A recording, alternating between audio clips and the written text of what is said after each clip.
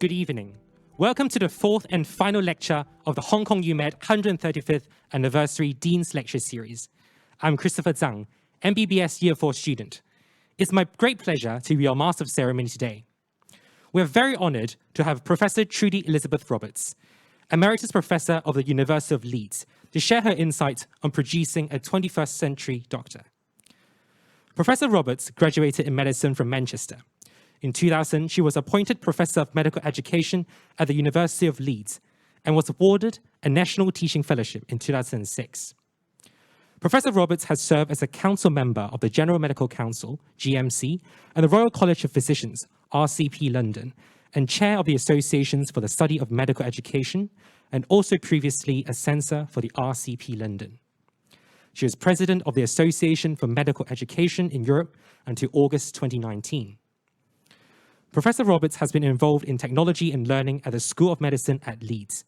She was awarded the 2017 Asia Pacific Conference Miles Award for contributions to medical education and academic medicine, and an honorary doctorate in medical education by the International Medical University in Kuala Lumpur. In 2019, she was part of the TOPA review on the educational implications of the increasing influence of digital technologies on healthcare delivery.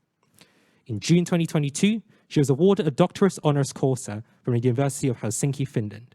And in August 2022, she was given a Lifetime Achievement Award by the Association for Medical Education in Europe. In the following lecture, Professor Roberts will highlight the revolutionary influence that technology is having on healthcare delivery, and why we need a similar revolution in what we teach our students, to equip them to embrace this new technological enabled future and continue to provide the best medical care for patients. Without further ado, let me pass the time to Professor Roberts. Professor Roberts, please. Thank you very much, Christopher, for that very nice introduction. And thank you very much to the Dean, to Professor Lau, for inviting me to give this talk. I was really honoured to receive the invitation, and it's interesting because at the end of last year, I retired from the University of Leeds, and as Christopher mentioned, in August, I got the Lifetime Achievement from Amy. And so I was planning my retirement and to move away from medical education. But when this invitation came, I felt I couldn't let Prof. Lau down, and also it allowed me to talk to you about something which I think is a really exciting time in medical education. And although I'm at the end of my career, in some respects I envy you slightly if you're starting out in your career as a medical educationist as well as your specialty, because this is probably the most exciting time that there's been in medical education.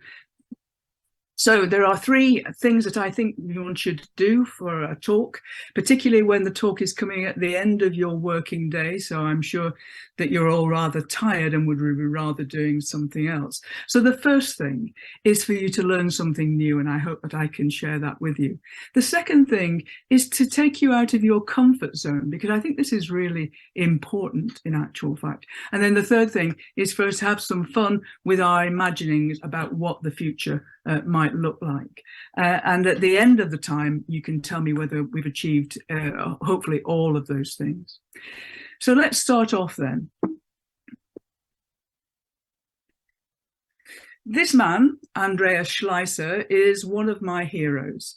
He is worked for the OECD, and some years before now, he said this: "Today, we need to prepare students for jobs that have not yet been created, to use technologies that have not yet been invented, and to solve problems that we do not yet know will arise." And I think that although that saying is a few years old, that quotation, and he said it about school children, that really this is so opposite about today and our medical student education.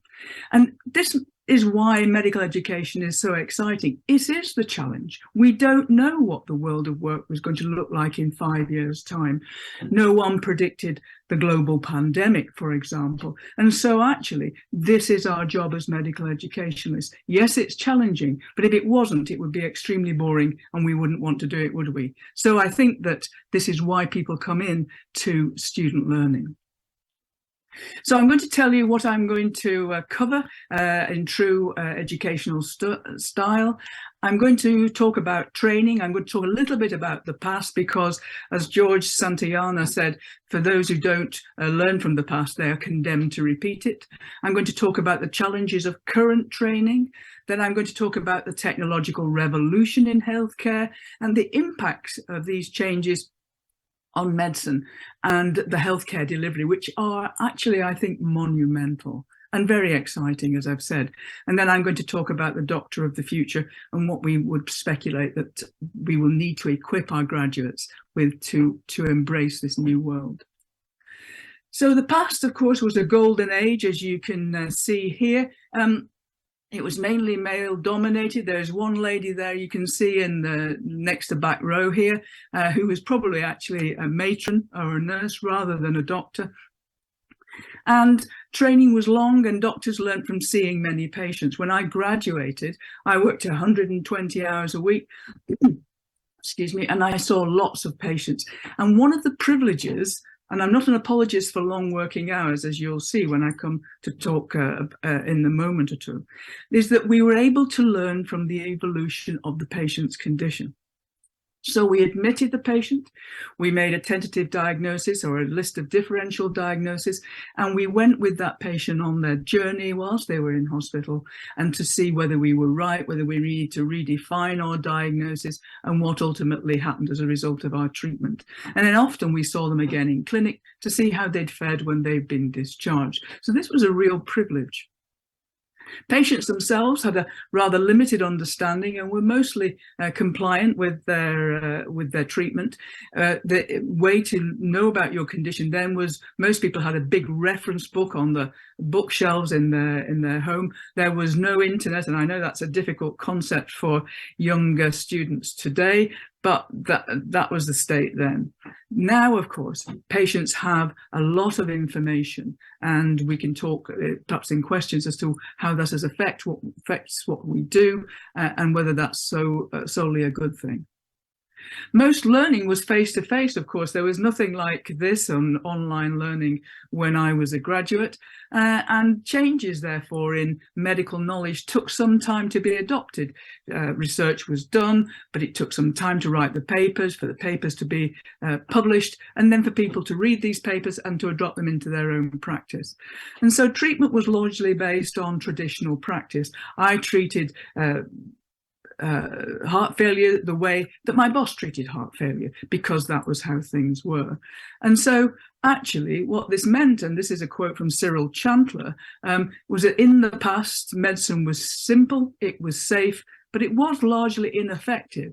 Now, of course, it's complex, it's effective, and therefore it's really highly dangerous. And this means we need to be as confident as we can that those students that we graduate, those trainees that we allow to go on to independent practice, are as competent as possible. So how do doctors learn? Well, I think it's not that complicated. Of course, we learn from books, we learn from lectures and so forth, but actually doctors learn from interactions with patients. And I can remember, and I'm sure many of us more senior people in this lecture can remember the first patient I ever took a history from. She was an elderly lady, so she won't be alive now, but I hope that she didn't find that too traumatic. But we do learn from patients, and therefore students need to be where patients are. However, actually there is a changing focus of patient treatment. And so instead of being in hospitals, and this is my own hospital at St James's, people are now being moved to ambulatory care, often in the community. And this is quite right, of course. This is it's excellent progress, but it means that we must make sure that students spend a lot of time in the community and actually in outpatient and in ambulatory care, because otherwise simple, straightforward asthma, for example, which hopefully will never be admitted to hospital, they will miss out on. So this is a challenge for us, because historically a lot of teaching and a lot of education was done mainly in hospitals. Not only is the changing focus of patients' treatment being different, but actually for those who come into hospital, it's different as well. First of all, we have fewer beds. So as you can see here from this data, that over the last couple of decades, we have reduced the number of hospital beds. This, of course, made it difficult during the pandemic, but interestingly, and even now in the UK, but interestingly, although it's said that we may have too few beds, I'm not certain it is. Our problems are with actually discharging people who don't need to be in hospital. And again, we could talk about that later if we need to. But most countries, apart from Turkey and Korea, and I don't know why they've increased their beds, have actually reduced beds over the last couple of decades. And for those people who got into hospital, actually, it was even they're in hospital even less time than before. This is data looking at the acute myocardial infarction length of stay. And as you can see, there is a spread here. But actually, if you're in Norway, you've hardly had time to have your clot busting treatment before you're actually discharged. And these are very good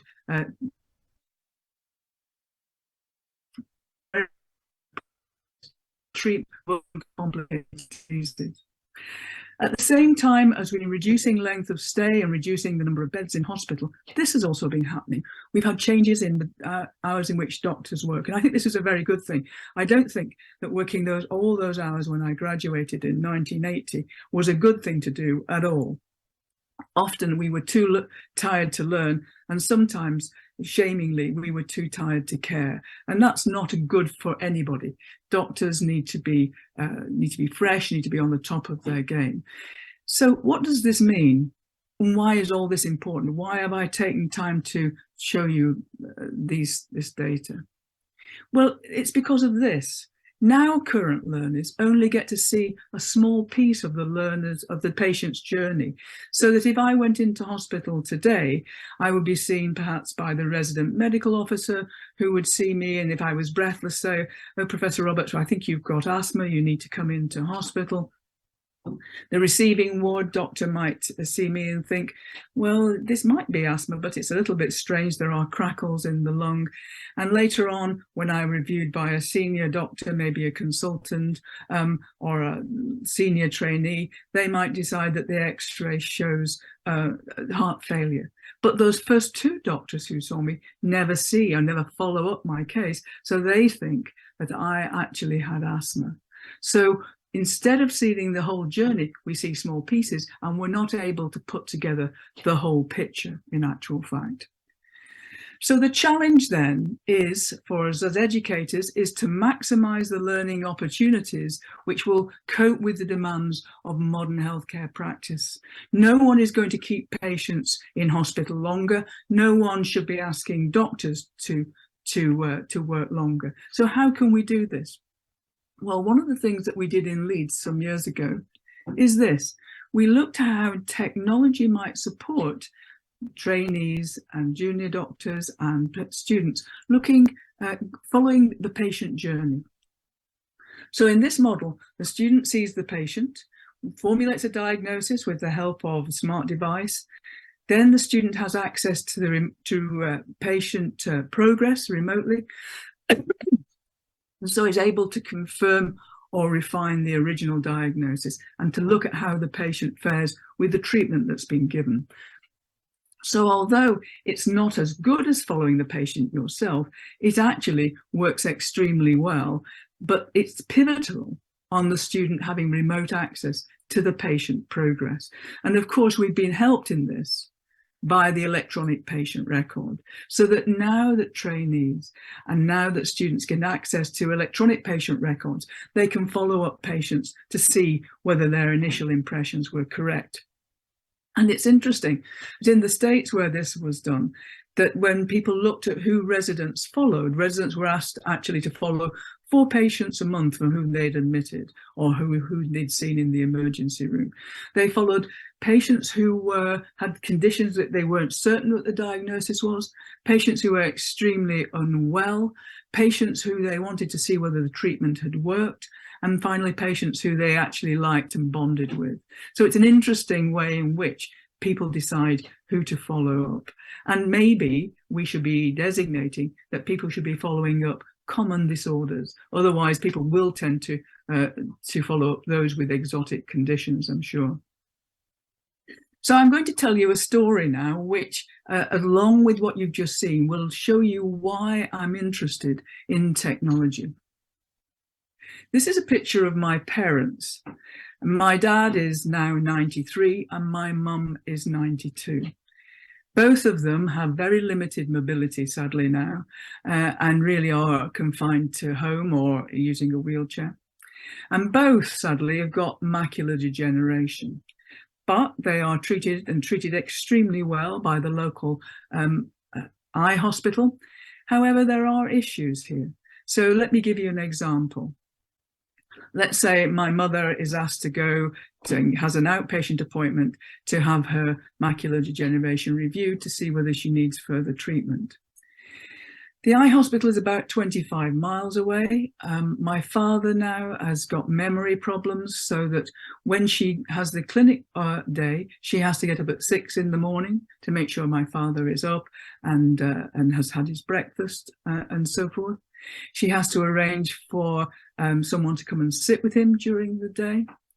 She then has to get one of my brothers who lives close by to take her to the eye hospital. And they spend at least an hour or an hour and a half in the car crossing a city. And my brother has to take time off work. When they get to the eye hospital, invariably there is no place to park, so he has to just drop mum off and then go and park, and it's about a $20 car parking fee. Mum then goes into the clinic and is there for several hours while people are doing measurements and to decide whether she needs treatment or not. Sometimes things are fine and she is just being reviewed and there's no need for treatment. And so off they go back, cross the city again. Now it's later in the day. It's often at peak traffic time, so it takes a good 2 hours to get home, and my brother has to drop her off. It's exhausting, and from getting up at 6 in the morning, she doesn't get back home till about 7:30 at night. This is not a discussion about what's wrong with the health service. She's very grateful, as am I, for the great treatment that she's been getting. But surely there must be some way that means that she only has to go to the eye hospital when she needs the treatment, when she needs the intraocular injections, as opposed to going all that way to sit, to have the retinal photographs and to be told, everything's fine, Mrs. Roberts, we don't need to do any treatment today. What if that review could be done at home, either by a nurse who could visit, or even by the patient themselves, my mum herself, actually taking retinal pictures? Is this really out of the question? So that's something I'll come back to in a moment. But the thing to discuss now is the revolution of technology in healthcare. And we are living through an industrial revolution. The first industrial revolution was in the 1700s, and it was steam and steam power. The second industrial revolution was in the 1800s, and that was electricity generation and oil and the motor car. In the 1990s, we had the next industrial revolution with computing, with first having home computers. And now, of course, we're in the midst of the fourth industrial revolution, where technology and the internet is integrated into our everyday lives. And this is a really exciting thing. And you'll know this from yourself, from your own smart device. If I asked here, who has one of these, which is a smart device, a phone, I'm sure most of you, if not all of you, will put your hands up. And everybody is using it for all sorts of things: internet banking, viewing videos on TikTok, etc., etc. And if we look at how, to show you how much that the technology has come into our lives, look at this picture here. For healthcare, there are things like wearable sensors, and I'll come into this in a moment because I do think that this is really, really crucial to the future of healthcare delivery. But we can have activity detection so that people can live much longer in their own homes. when we can be certain that they're getting up, that they're not falling, that they've not been left on the floor, etc., for a length of time. Sleep monitoring for those people who have sleep disorders. Environmental monitoring that we can do so that we can warn people who have pulmonary conditions about whether they need to increase their medication or not.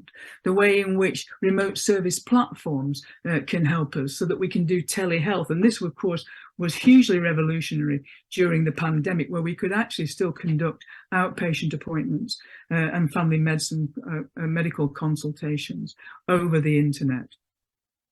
Home automation, so that actually now, without leaving your chair, you can get Alexa or Siri to turn up your lights, to turn up your heating, or to even put the TV on. And of course, for these days, with the energy issues, particularly in the West, we can look at energy management. And finally, of course, be secure in our homes because of home security systems. So we are actually able to be linked between populations, between individuals, between doctors and patients, so much easier. But it's not only that. If you look at this data here, you might think that what I was talking about really just influence rich countries, but that's not true. As you can see, there are approximately 8 billion people in the world, and over 2/3 of those have a unique mobile phone and are using this all the time. And this is not just young people, this is people of all age groups, and just over 60% of those people are internet users as well. So these are people who are able to find information from the internet to interact and communicate with their healthcare professionals. And this is really important. And of course, there you can see just under 60% of individuals are also active on social media. And I'm not on social media myself, so I'm one of the few people probably who isn't. But this does play an important part in healthcare as well. And again, we may want to come to this during questions. So there is connectivity across individuals, as I've said, but within our own lives, there is huge connectivity. And now what we're able to do is to link together outcomes from, say, genetics, so genome mapping, to our family history, to our current medical history, to the physical environment in which we're in, to look at our social and behavior. So all these things we can bring together to give information to the patients themselves, to citizens, and to their medical attendants, which is incredibly powerful. In actual fact, bringing all these things together. And as you can see there, we can also link that to the world's medical literature and the best current treatment. So although you think you may have a smart device now, this could be what the smart device of the future looks like. I'm grateful to my colleague Eric Topol, who ran the review for the UK NHS, for this picture. And as you can see, what he thinks here, you'll be able to run vital signs on your smart device, you'll be able to ultrasound any part of your body, and we can already do that, of course, and that you could actually do your pulmonary function tests using your smart device. You could do a PCR test on yourself. You could actually look at all your data. And then the thing that I like most is you could call an Uber doctor to make a house call should you need to. So although this is rather fictionalized, you could see how actually in the future, this is really going to change the way in which we interact with patients. Patients interact themselves with their own health. And it's a quite interesting and slightly frightening scenario for people of my age, I think, really. So what's already happening and will continue to happen is we can actually monitor patients as they're in their own environment, as they're going about their normal lives. And the information from wearable sensors will go back to their medical attendants, who can review this information and to see whether intervention is required. And that intervention could be automatic, or it could be via texting the individual. So, for example, if someone's peak flow tests are generally drifting down, one could send information to that individual to say, it looks like your breathing is getting a little worse, please increase your steroid inhaler. For those people, of course, who might need to have an earlier outpatient appointment than they had already booked in, you could send that information and bring them to the clinic because of deteriorating health conditions, which were monitored by these wearable sensors. Or, of course, in an emergency situation when you felt it was required, you could actually send out an ambulance to actually pick someone up and bring them into hospital urgently. This means that people won't have to come to hospital unless it's really required, even for those routine outpatient appointments. And the development of the virtual ward has been really interesting in the UK. So this means that patients can be safely discharged earlier. And you can see there in the link at the bottom, which is a YouTube video about the Norfolk and Norwich Hospital, showing how they use the virtual ward and how they give patients equipment so that they can actually monitor their own health at home. And actually how this is really welcomed by the patients who want to be at home, who don't want to be in hospital, but want to feel that they're being monitored so that they feel safe. Now, is this just my own prejudices that I like technology and therefore I want it to be true? Well, I don't think so. If you look at the investment of in artificial intelligence in healthcare, you can see that in 2014, approximately $600 million US were invested in it, whereas last year it was $6.6 billion, and an 11 times increase in investment. And where is that money being put? Well, robotic surgery for sure, for virtual nursing assistants, for cybersecurity. There's a whole range of things. And reading this year, you can see how things are taking a pace. So Amazon, the people that we buy Christmas presents from or so forth, has acquired a primary care facility for £3.9 billion and is planning to run primary care facilities. Sorry that the sun, which is unusual in this in the UK, as you might imagine, is now slightly blinding. So I'll just move slightly to one side. CVS, the pharmacy, has actually beaten Amazon to buy Signify Health, paying £8 billion for this. Walgreens, the pharmacy company in the United States, are launching Walgreens Health. And then finally, TikTok's parent company has bought hospitals in China for £1.5 billion. So not only the way we deliver, but how we deliver it and who we work for in the future may well change. This is interesting. I'm not certain what will happen and what this will mean for personalized healthcare, but this is the way that things are going, and we need to be aware of that. If we look in detail at what Amazon are planning and what they've shown so far, is that not only are they planning to distribute and supply pharmaceuticals, but actually using Alexa as a medical assistant for people in their own home. And they're looking at actually direct involvement with patients, having bought this general practice platform to engage with patients, using machine learning and analytics to actually predict what patients will need. So this is a new world for us, really. So what does this mean for education? Well, this is a picture by Rembrandt in the 1600s, and it's a picture of Nicholas Tulp's anatomy lesson. If he was painting it now, what might it look like? Well, it might look something like this, where instead of dissection, actually Nicholas Tulp, Dr. Tulp, is using a portable ultrasound machine to actually image what's in the cadaver. So I set myself the question this: what are the 21st century knowledge and skills required to be a doctor? And this is what I think that we should all be thinking of over the next few months, in fact. And I divided that up because that question is rather large. I divided it up into what knowledge and skills can be devolved to machines, to other people, what knowledge and skills need to be retained, what knowledge and skills need to be enhanced, and what are the new knowledge and skills that are required, and who should have these new knowledge and skills? Should it only be doctors? So let's look at this and on this journey. So we look first of all at knowledge, and this is really a couple of very scary slides. If you look at Buckminster Fuller's knowledge doubling curve, you can see that in 1900 it was thought that knowledge doubled every century.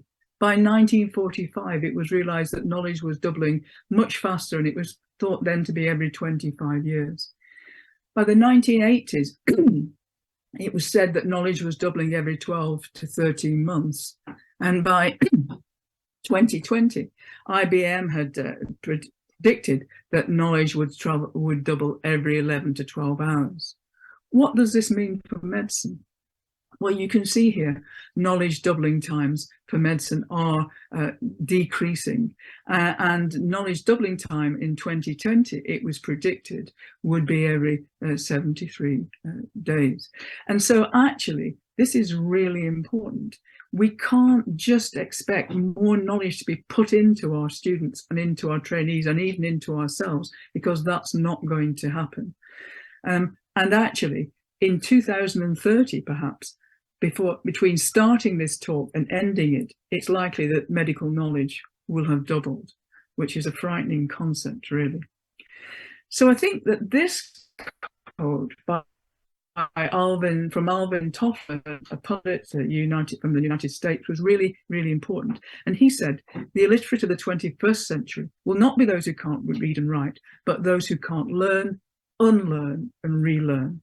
Now, what we're good at as medical educationalists is getting students and trainees to learn. But how do we help them unlearn things and then relearn things? And this is particularly important, of course, because of things like guidelines and new treatments which are coming along. And it's interesting that 2 years ago at the AAMI meeting, Dylan William gave a talk where he said he wasn't quite certain that people can unlearn. And so although we're concentrating on lifelong learning, perhaps we need to also concentrate on how to unlearn things as well. So, and I'm afraid I'm not going to answer this. One of the questions that you need to look for yourselves as educationalists is what knowledge students and trainees need to know. What will be required for them to work successfully in the next decade? But even more important, I think, is this question: where should that knowledge reside? Should it reside, and this is what people think at the moment, should it reside in your head between skull and skin?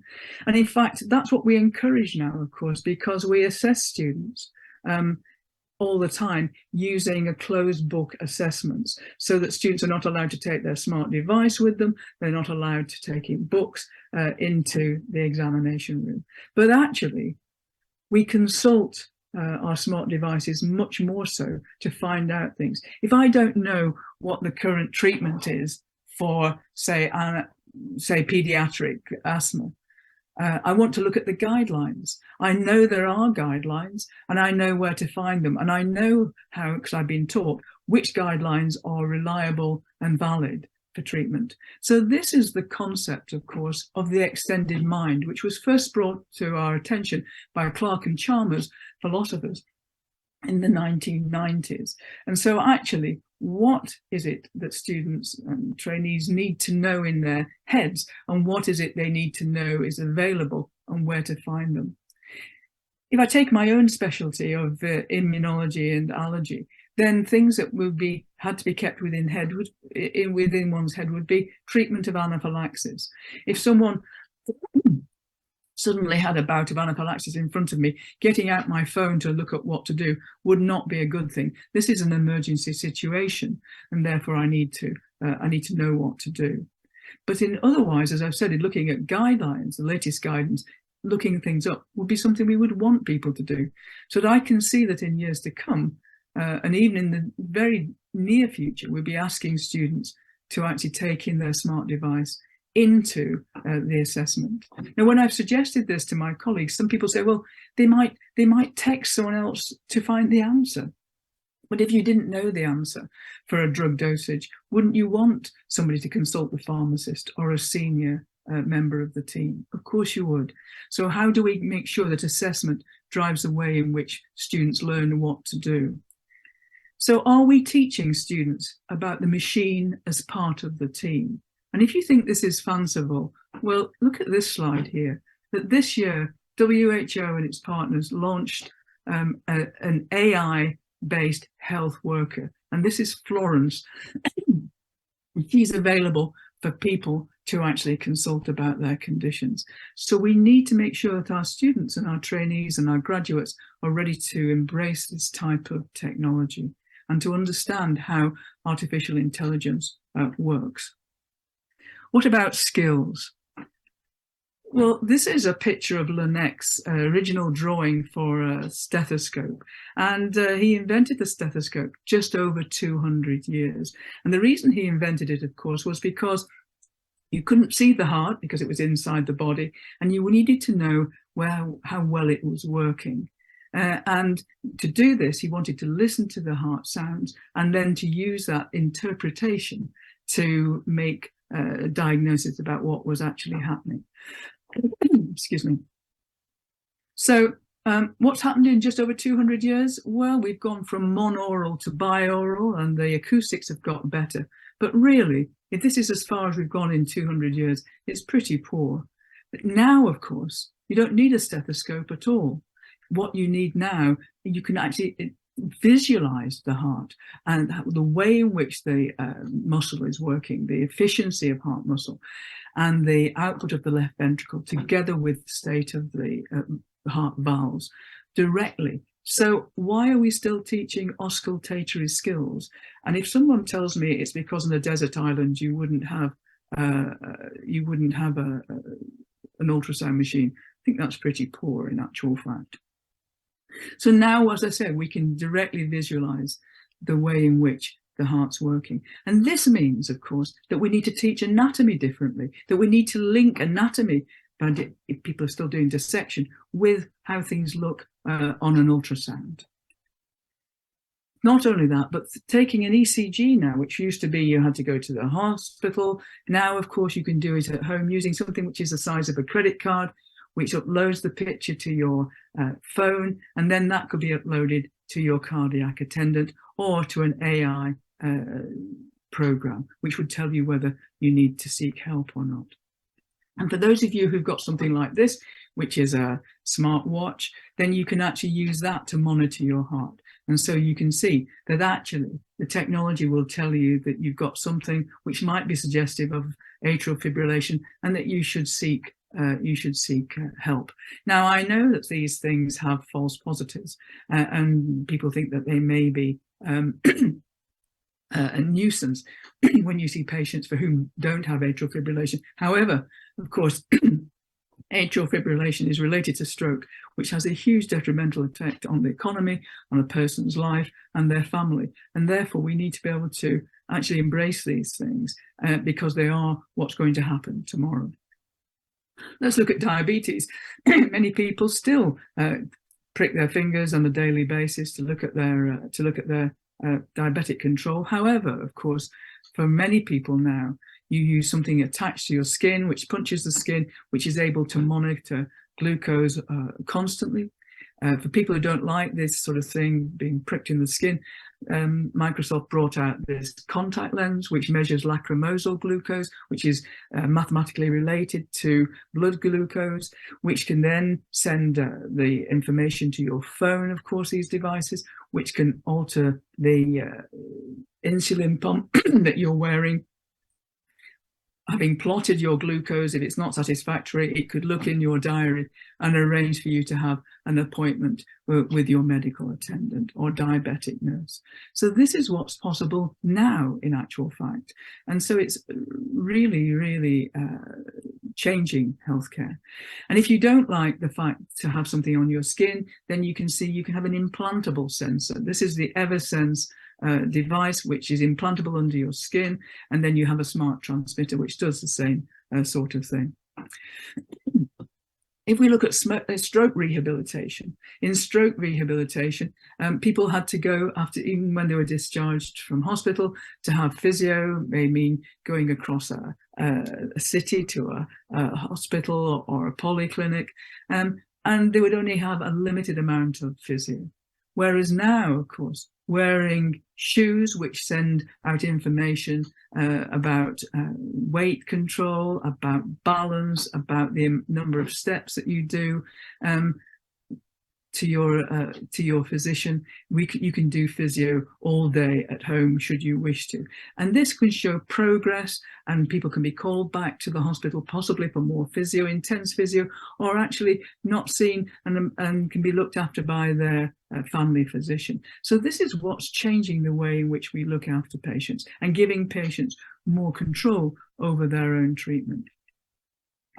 We know already, I'm sure you'll have heard of use of AI in radiology, and of course the use of robots and also cobots in the training in operative procedures.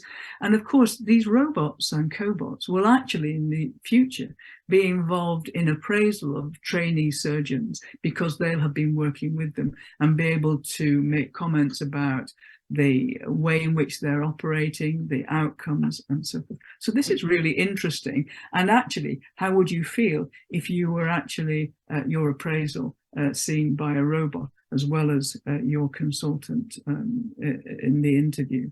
Really quite scary. And it's not only in high-tech medicine, but also in ambulatory medicine. Recently,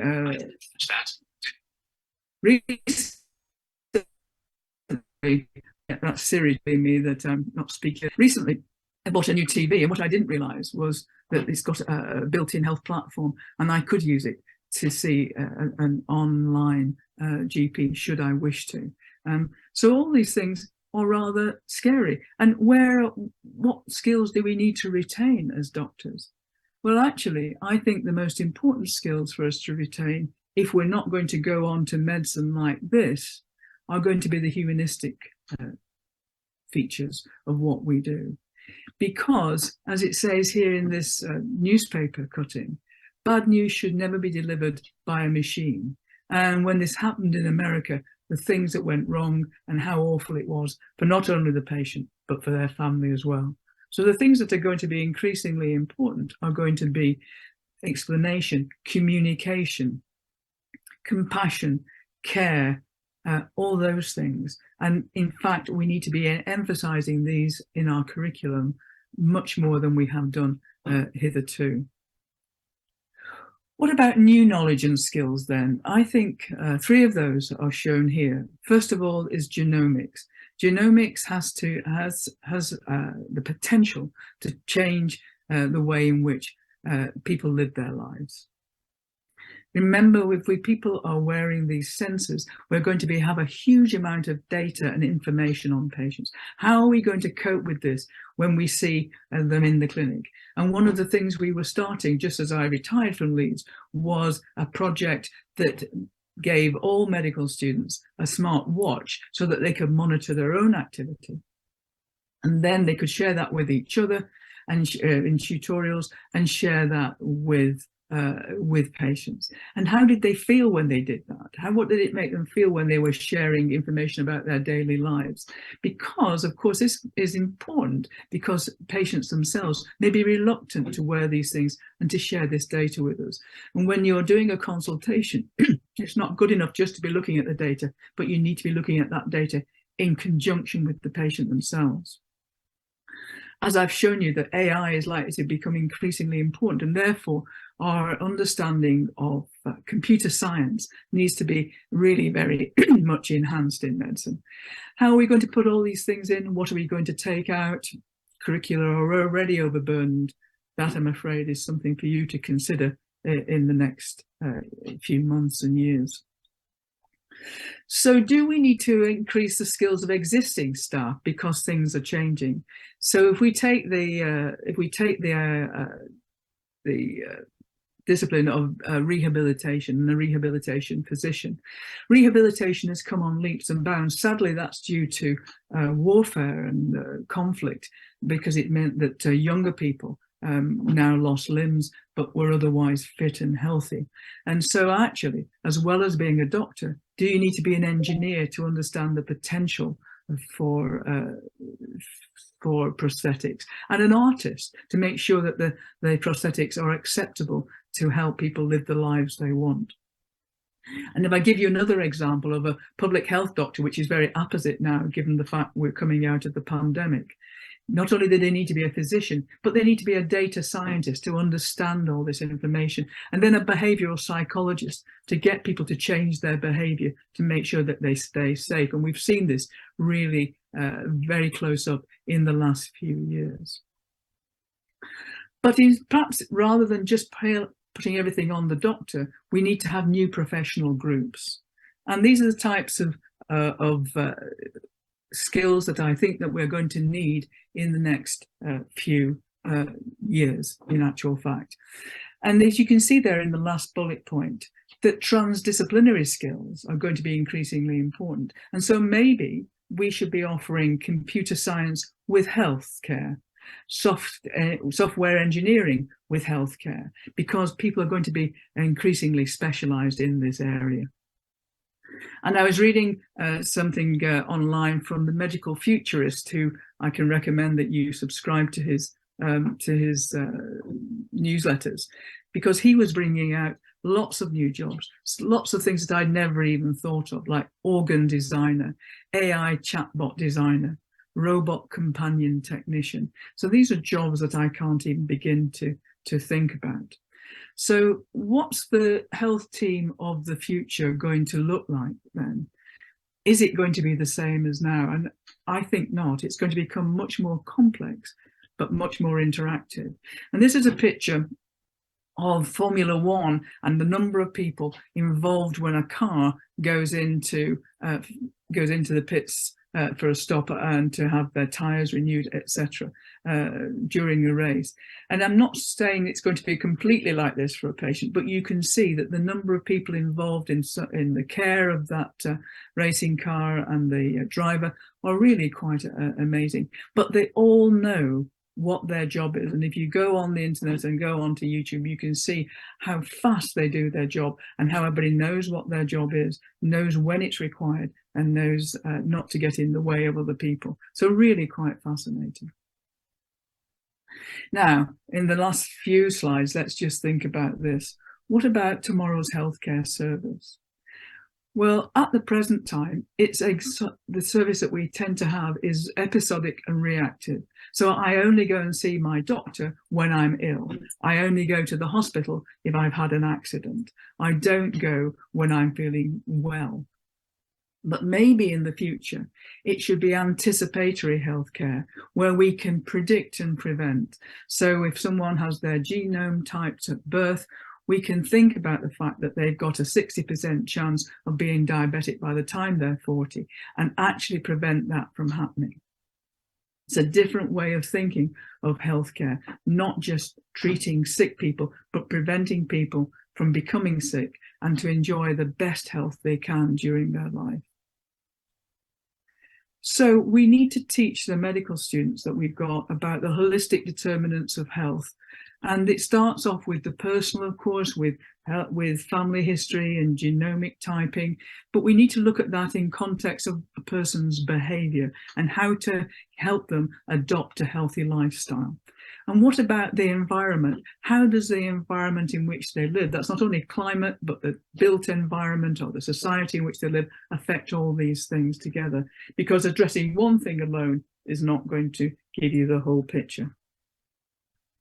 So then, tomorrow's doctors will need to be very accomplished basic scientists, a very deep understanding of the new basic science, but also, of course, about digital ethics. And I haven't talked a lot about ethics, but in fact, with this new technology, which has sort of run away with us, I think we've actually not addressed the ethical issues of this new technology and data enough. So our students need to understand this. They're also going to need to be lifestyle coaches. So it's not just to treat the sick, but to actually get people to adopt these healthy lifestyle in terms of diet, in terms of activity and so forth. This is very difficult. This behavioral change is really crucial and difficult. And then they're going to have to need to understand the environment and climate change and be activists for that, to ensure that that people have the best chance of a good, healthy life. And then finally, and something which I think is very pertinent to the part of the world in which Hong Kong sits, is they will need to be entrepreneurs. And I think this is going to be increasingly important. We take the best of our young people and bring them into medicine, and they are the best and the brightest. And we need to make sure that we're capitalizing on the new ideas that they come up with, that they can actually see, why are we delivering the service in the same old way when we can do something new? And so I think to encourage medical students to become entrepreneurs as part of their course is going to be really increasingly important, so that we can deliver the promise of this technology within our budgets, which is going to be incredibly challenging. So to come back to my parents then, so my challenge would be, how can we build something so that they can actually themselves, if possible, take retinal pictures, do measurements, so that they can upload those to their attendants at the eye hospital, so that they can be seen if necessary, but not have that unnecessary trek, which involves all that problems and issues that I've discussed with you, and it is so incredibly tiring. So I'm going to stop there. I'm going to thank you very much for your attention, and I'm going to acknowledge my colleague here for helping me put together this talk. Thank you very much, and I'm very happy to take your questions.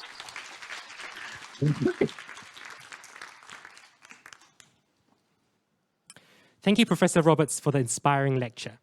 The Dean of Medicine, Hong Kong U, Professor C.S. Lau, is going to moderate a 15-minute panel discussion with Professor Roberts and the following panel members: Dr. Rex Ho, Professor Gilberto Leung, and Professor Samuel Wong. We invite Professor Lau, Dr. Ho, Professor Lau, and Professor Wong to the stage.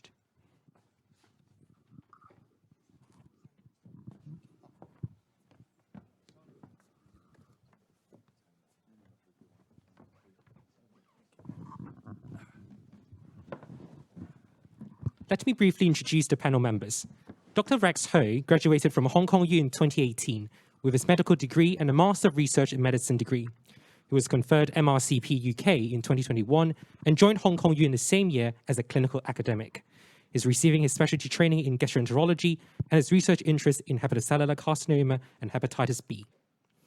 Professor Gilberto Leung is a neurosurgeon, clinical professor, and the Zhang Wing Heng Professor in Clinical Neuroscience at the University of Hong Kong.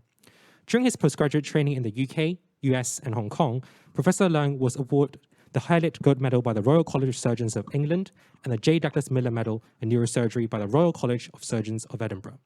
He joined Hong Kong U in 2005, where he obtained 2 doctorate degrees of MS and PhD. He holds an LLB from the University of London and an LLM in Medical Law and Ethics with distinction from the University of Edinburgh and the School of Law McLagan's Prize for Best Graduate. He is currently president of the Hong Kong Academy of Medicine and co-chairperson of its Professionalism and Ethics Committee. He is also Associate Dean, Teaching and Learning of Hong Kong UMed, and co-director of the Centre of Medical Ethics and Law at Hong Kong U. Professor Samuel Wong is a clinician with training in both family medicine and public health. He received his Doctor of Medicine degree from the University of Toronto and completed his family medicine residency training in Canada and Master of Public Health at Johns Hopkins University, USA. He's the director of the School of Public Health and Primary Care and the Associate Dean of Education of the Faculty of Medicine. His research interests include primary care, mental health, as well as multimorbidity. Let's have a big hand to welcome the panel members and Professor C.S. Lau. For those who have any questions or views to share, please raise your hands if you attend on site or type in the text box of the online platform. Thank you. Okay. Thank you, Christopher, and thank you so much, Trudie, for a truly wonderful lecture. Thank you so much. It's also good to see that your room is filled with sunshine. I've been reading the news in the last few days that UK is actually hit by a very bad weather, a cold front. Is it still very cold there? We have 3 inches of snow as well as this bright sunshine, but it's great. Okay, right. Okay, I also thank our 3 panelists for participating in this. We will also open to colleagues from within this room, as well as those who are attending this lecture on Zoom. For those who are attending this lecture on Zoom, I've got my iPad here, and you can actually write in your question, and I will read it out when it arrives. Okay, but perhaps I should ask Samuel, first of all, to give his thoughts on what Professor Trudie Roberts has just said, okay, on the training future doctors. Well, thank you very much, Professor Lau. Actually, the slides were given to me on Saturday, so I read the slides several times. But today, during the lecture, I had another thinking and thoughts about the slides. So I want to thank you very much for giving a very thought-provoking and also give me many deep thoughts about medical education. My first thinking about is, when you presented the patient journeys, that part, to me it's very impressive that the students can check the patient's journey in the UK using digital device. And I was thinking that so much of the medical education really depends on the system that we are being taught and the system that the doctors and nurses are being in. And a lot of time what we can let our students learn is very limited by the system that they work in. So my first insight is that how much of what we can facilitate the learning is limited by the environment that we're working in, and how much of that we can facilitate the learning and how we can predict how much that will change. Because a lot of the AI and the IT related programs, there are a lot of unpredictability of that. I understand a lot of the investment are being done to create many of the AI programs, but many of those may not be implemented, especially in different systems. So in your slides, you show that there are Korea and Turkey, which is different from the rest. And how do we know that Hong Kong is not like Korea in the future? When we are thinking about community interventions, when we are thinking about the AI. So these thoughts are really making me to think about when we facilitate learning and when we're thinking about students, how do we make the bad use of the time, given the unpredictability, the local factors, the local environment, and also some of the inequality that we see. So some of the AI facilities, I was immediately thinking about my patients in the general outpatient clinics. Many of them have 6 people living in one room. So how do you facilitate wearable devices in these circumstances? And how do we ensure that the students will learn not only the advances in technology, but not forgetting the people, the poorer, the vulnerable populations who might not have the access to these facilities? Not only our students, not only our patients, but also students may not have this access. I still remember one student cried after a general outpatient clinic, saying that when he went home at night, there's no bed for him. 4 people living in a public housing estate, and one of his father was sleeping on the floor. So how do we teach medicine in a way that we haven't forgotten the people who might not have access to these facilities and the AI facilities? It's really a big challenging question that I have. And how can we ensure that when we teach someone that we are doing it equally, that we are not really disadvantaged to people who might not have these privilege? So to me, your university have a lot of privilege, being able to give the patient journeys, etc. So I was thinking, how do we do that in Hong Kong? And first, we need to get the approval from the hospital authority, which may take about 5 years or more, if not 10 years, to ensure their privacy and confidentiality. So I'm just thinking about all these, when you're presenting, that's each slide of you presented, I have 3 to 4 questions coming up. And after so at night I was dropping off some notes, but then I think they're not useful. I have new thoughts coming up when you're presenting, but they are very, very thought-provoking. So I really want to thank you for the very, insightful and enlightening lecture. So that's my feedback. In fact, your comments are very thought-provoking indeed, Samuel. Thank you so much. I don't know if Trudie has any, comments on what Samuel just said. Thank you, Samuel. And thank you for your interest, really. I think to unpick those, because there's lots of questions there, to unpick some of those. I think the major thing you're really absolutely right about, the digital divide. Will technology actually divide us rather than bring us together? And I think that slide that showed you the number of people with mobile devices is huge. And one of the things that really struck me, when we have, and we still have it, where people are migrating because of conflict at home, because of ethical issues at home, and they are putting their lives at risk going across the Mediterranean in these little boats. What did they take with them? They took with them their mobile phones. And I was thinking to myself, what would I take if I was in that situation? And I thought, well, I'd take my passport, I'd take pictures of my children, I'd take money, all these things I was thinking about. But actually, of course, you don't need that.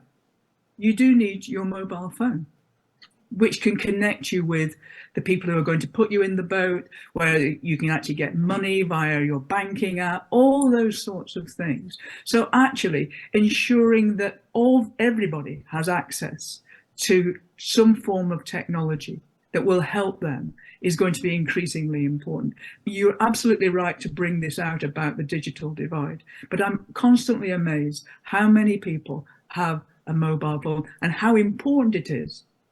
And so one of the things that I think that we should be doing in school is actually making sure that there is digital literacy. Because in the future, if you're not digitally literate, you will not be able to function.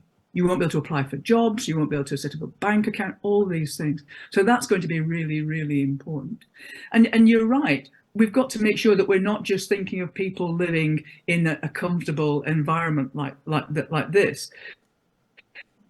But I think what the pandemic did, it showed us when all our students had to go home, and some of them did not have proper internet access, did not have proper devices because they were using them either at school or at university, had access to them, then we must make sure that these people are not left behind. So you make a very important point, and I think it's something that we need to look at a governmental level, but also at an institutional level. So, for example, when we moved everything, all our work-based assessments online using a mobile device, using an app, we made sure that there was no student who didn't have a device that was capable of doing that. Most students could use their own, bring your own device, and that was fine. They were given a bursary to make sure that they were not out of pocket. But those students who didn't have a modern enough phone, we made sure that they had something like that. So but you're right. For those very poorest who are in difficult situations, we need to make sure and look after them. I think the other thing I would say is that for students getting access in our hospitals, we need to make sure that they do get access. Too often students are thought of as maybe a nuisance or not contributing, but actually they are very important contributors. And that again was seen during COVID-19, where students came and went into hospitals to take part in healthcare, to do some of the basic tasks for patients. And they stepped up wonderfully and to do vaccinations and so forth. So they are colleagues. I think we call them students, and I'm not certain that's right. It's student doctor is important. They are our colleagues, and therefore we need to enable their learning like we would enable a doctor to be able to treat a patient. So those are important things. Then I'm going to defer to Professor Gilberto about the ethics of things, because he's got the degree in ethics. And as I said to you, my worry is that we're not doing enough in ethics. And so I'm going to ask him about the ethics of all this for your questions. So Professor Gilberto, over to you. Thank you so much for the ambush. And also for the very enlightening lecture. I enjoyed it very much until the second last slide that you showed about what future doctors should be like, because looking at it, I feel that I wouldn't be able to qualify to practice after leaving Hong Kong U. I'm not digitally literate. I'm not, entrepreneur in spirit. So I just have to talk to Dean Lau very soon about my extension at Hong Kong U. So I've got the University Council chair lady here. So thank you. The question of ethics is huge in this, because I think the role of a doctor in a doctor-patient relationship would be entirely different from now. Doctors used to be thought of as the captain of the ship, so to speak. they're in charge of what's going on, they are responsible, they are possibly liable, and everything goes to the physician. Of course, we have left that paternalistic model a long time ago, but still, even when we are talking about a partnership between doctor and patient, doctor is still very much in charge and therefore responsible. But in future, you can see that based on the picture that you painted, we are talking about a lot of other parties, data scientists, commercial entities, insurance company, government, regulatory agency, and things are probably going to be different between different regions of the world. If you're talking about connectivity, algorithm, what works or what medical students would have to learn to work with in this part of the world may not be the same as what people west of Ukraine would have to learn to use in future. So while now the ethics, the medical skills and knowledge is by and large still fairly global and universal and uniformed, I think in future will be probably quite fragmented. And therefore the legal paradigm, the ethical framework, and the jurisdictional issues will all come into play, making life very complicated. Will also affect the mobility of doctors across nations. So that's my take on the picture that you painted. Not exactly a rosy one. It's an exciting one, intriguing one, but not necessarily a rosy one. I can't then imagine 20 years if I go to, well, I won't be, but say if I become an external examiner in the UK versus South Africa, I probably won't be able to perform very well because of the very diversified development that I can foresee. But I'll stop here and see whether my colleagues have other input. Maybe I should, before I ask Rex to say anything, see whether anyone in the room has any question or comments on what we've just said already.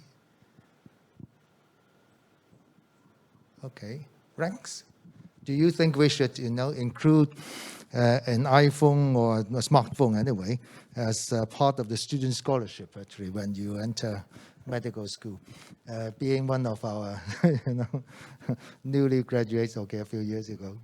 Yes. Thank you, Professor Lau, and thank you, Professor Roberts. So, yes, I think some of the slides that were quite memorable in the lecture were actually the ones on what we need to equip our future doctors with. So, obviously, a smartphone with a lot of apps and a lot of functions that would be very helpful. But I think the skill-wise is probably something that's even more difficult because there is so much to learn, particularly for bioinformatics and all the data science, coding, etc. So, I mean, as a young physician and a young scientist, I faced a lot of difficulties in trying to learn all these new skills. And I think in the future, it would be very important for us to teach our students to be competent in some of these skills so that they can communicate with other professionals. But then at the end of the day, we need to strike a balance because we can't overload them. But then at the same time, we need to teach them so they're competent enough to communicate with others. So for example, the team, they will need to communicate with the data scientists, the bioinformatics people. So these will be the skills that we'll need to equip them with. So I think that is something that I got out of the lecture. And yeah, I think that's something that we have to think about. Yeah, very important. Actually, the thing that I also got out from the lecture, as Gilberto just said, is that we teachers are probably, not learning quick enough of what is happening around the world. I think besides knowing what we need of tomorrow's doctors, we should also be thinking about what we need of tomorrow's or today's teachers. And, with knowledge expanding and doubling so quickly, what should we do as teachers? Trudie, do you have any answers? Well, I'll just make a comment on about training with others and so forth. You know that when people talk about interprofessional learning, they usually mean student doctors learning with student nurses or physios or whatever. I think in the future, the interprofessional learning is going to be much broader. So learning with data scientists, learning with computer software designers and so forth. You can see how that actually, when people are learning together to understand things, will be really important.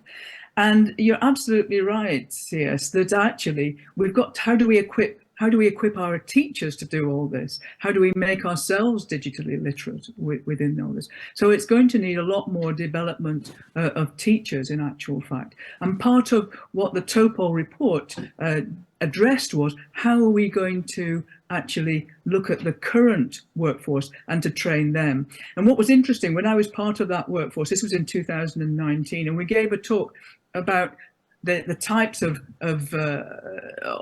technology that would be available. I had quite a few of my colleagues email me, because they would have normally used Twitter, but of course I'm not on Twitter, so it wouldn't matter. They emailed me to say, how ridiculous, Trudie, that you're thinking about this. I'm sat in my clinic and I can't even get my clinic computer to work and download patients' notes from a central repository. So don't be ridiculous. We're never going to go into this new technological revolution. But of course, then COVID happened, and probably one of the very few good things that came about COVID was we all had to learn how to use this technology at pace, really, so that we could provide healthcare at home for people. So I think that we have an adaptability. I think we can learn when we have to, but I think we are going to have to be helped with this. Particularly. And I think that the new interprofessional education is going to have to be broadened. And then just to make a comment on the ethics that Professor Gilberto has so carefully put out, is also, of course, when people are using AI and for, say, a diagnosis or for a treatment, and then things go wrong, who is liable? Who is responsible for those sorts of things? What about indemnity? Is it the doctor who's used the AI program? Is it the organization that's brought in the AI program? Is it the company that's built the AI program? And so actually, this is why the teaching of ethics and also of computing, to understand the limitations of AI programs, is going to be increasingly important, because we know that biases can be built into AI programs because they're built by individuals. And then just perhaps to ask Professor Gilberto something else, we're ambushing with something else. He's very senior, so I know he can cope with these things. More ambush, Gilberto.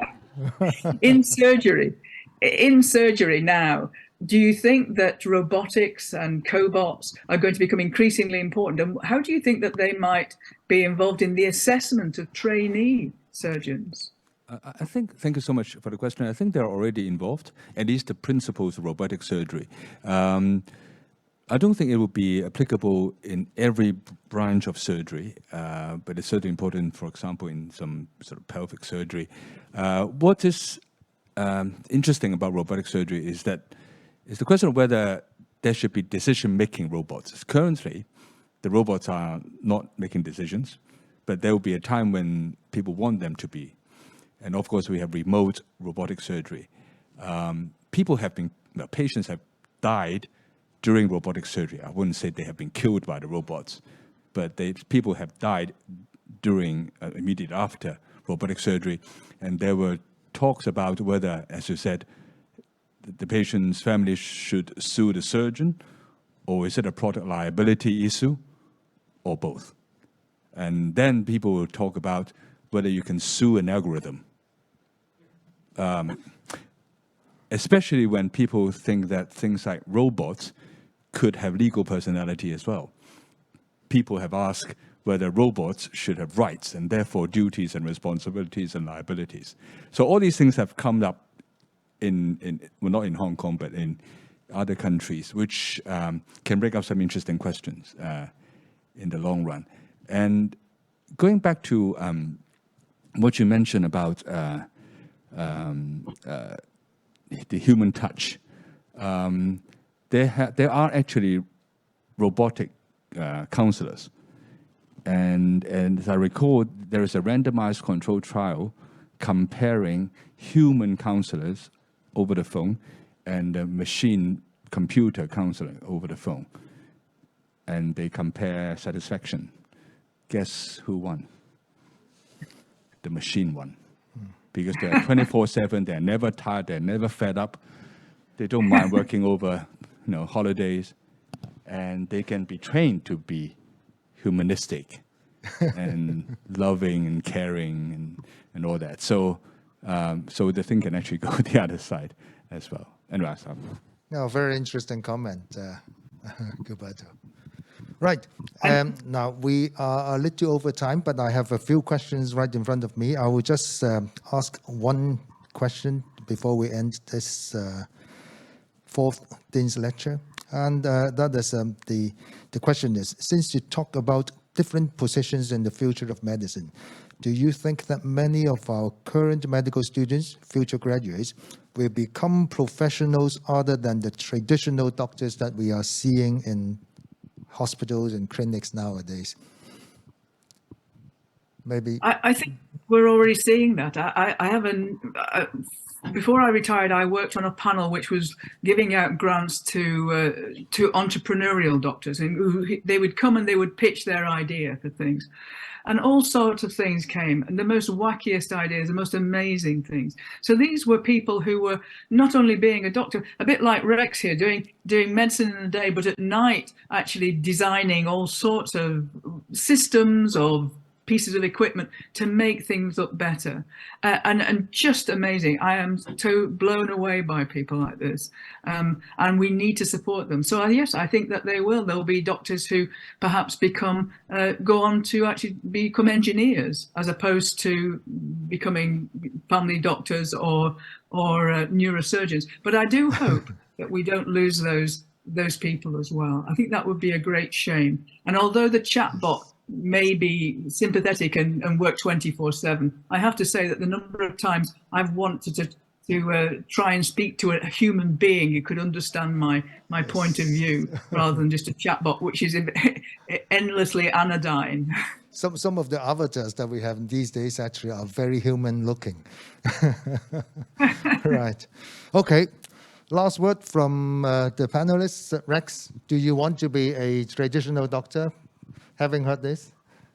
Yeah, I think. Do you? I think if we try to be something traditional, will be eliminated in the future. It's like 30 years on, the specialties will all change, and so we have to evolve. I mean, our whole professional, like all of us, have to evolve. That's what I think. Okay. Any last words, Gilberto, before we come to our guests? I actually thinking that we can still keep being the doctor's role, because the AI and the robotics will help us deal with all the other things that doctors are less interested in. All this data stuff, they will produce you with a picture. So you actually can spend more time, valuable time, with the patients rather than looking at the radiology graph and checking. And so because everything is streamlined, so they can just give you an image, and then you can grasp the data immediately. And then you can spend your time talking to the patients and caring for them. So that is what I hope that will be. And that would what I would like our students will be looking forward to. Technology to complement us. Or the reverse is that you become really outdated and become a piece of antique. Then you become valuable as well. There are two ways of being treasured. Okay. I haven't decided which one, but given the way that things go, I probably have to go for the antique one.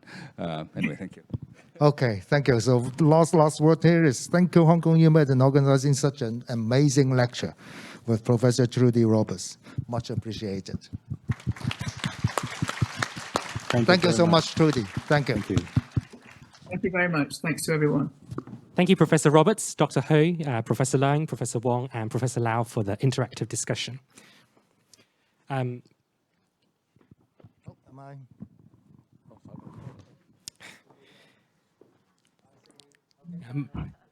we now invite the Dean, Professor C.S. Lau, to express our gratitude to Professor Roberts for her inspiring lecture. I will make this brief, but I really have said what I truly want to say, and that is what a wonderful lecture, and what a wonderful lecture to wrap up, our Dean's Lecture series for our 135th anniversary celebration. So we've had 3 previous lectures, one on what is meant by health, the other one on innovations, the third one on how we utilize technological advances to strategize how we develop medicine. Of course, the final common pathway is training the right people to treat our patients. So I think our 4th lecture really very nicely wraps up everything. And I would like to thank you so much, Trudie, once more. And we are supposed to send you a gift. And I will have to say that actually we have really made a big bargain here. It took me 5 minutes to write her an email to ask her to do the lecture. And we've just had such a wonderful lecture. It actually, took us the Federal Express to send you this white coat. And in return, Trudie has actually agreed to be one of our honorary professors. I am sorry that the white coat has not yet arrived your home. And I have been told that you promised us that you will put it on and actually have a picture taken and show us what it looks like on you. Thank you so much, Trudie. Thank you very much. Thank you for the invitation. Thank you. Professor Lau, please remain on stage for the presentation of souvenirs to Dr. Rex Ho. Dr. Ho, please.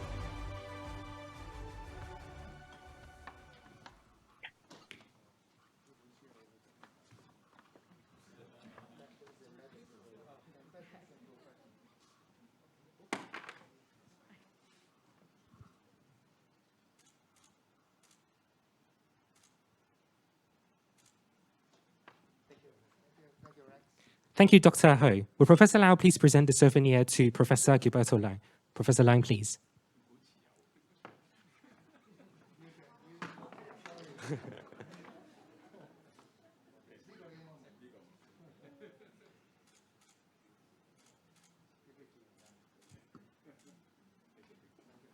Thank you, Professor Lang. Will Professor Lau please present the souvenir to Professor Samuel Wong? Professor Wong, please.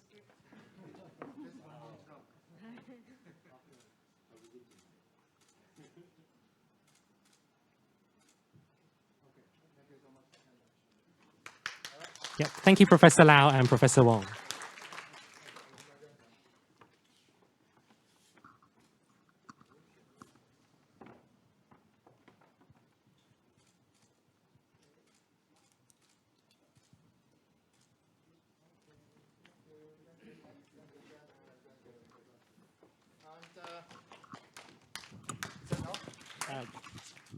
Thank you, Professor Lau and all the panelists.